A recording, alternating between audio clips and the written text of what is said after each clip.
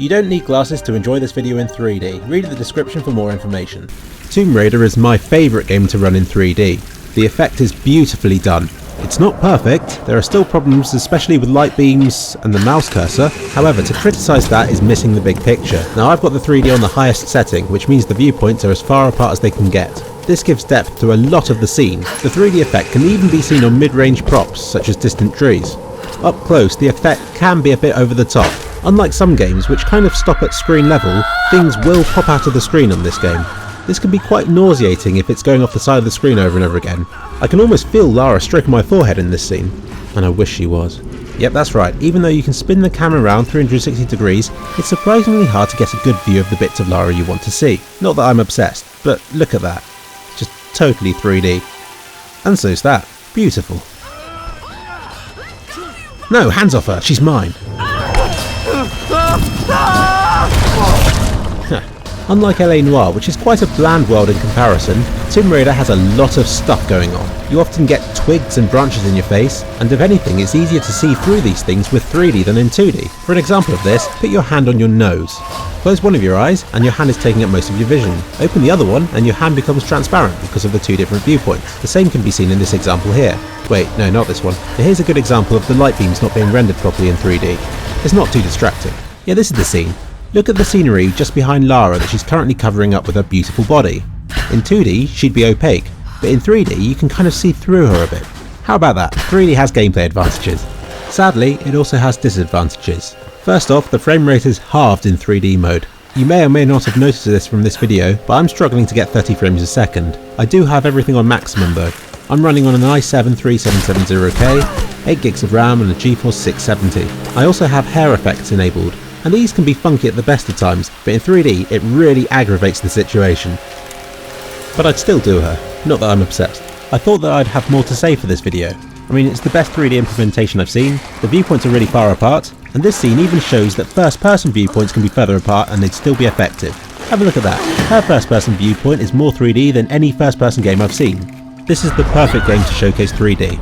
It's got a huge sense of scale, lots of detail up close, good gameplay, and a likeable character. If there was one game to showcase 3D, it would be this one. I just hope that other games in the future will follow in this game's footsteps and be 3D compatible because it really adds to the game. So once again, thank you for watching. I hope that this has helped to inform you about 3D in games. As I've said before, this is the perfect game. It's proper 3D, not fake like Crysis 3, and the effect is far more pronounced than any other game that I know of. I'll end this video with a couple of minutes of gameplay.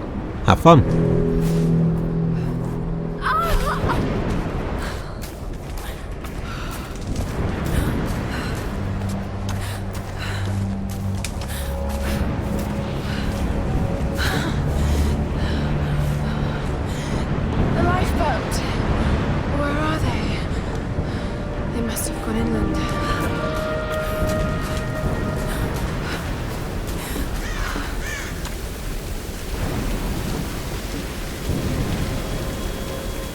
Okay, take it slow.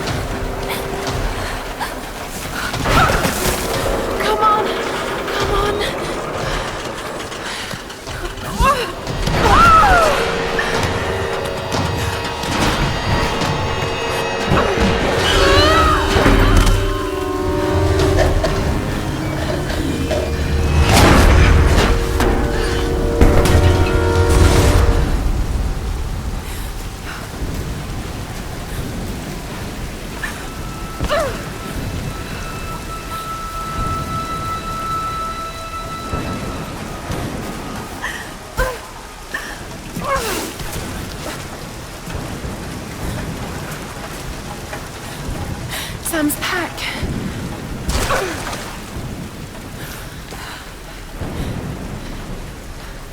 Sam!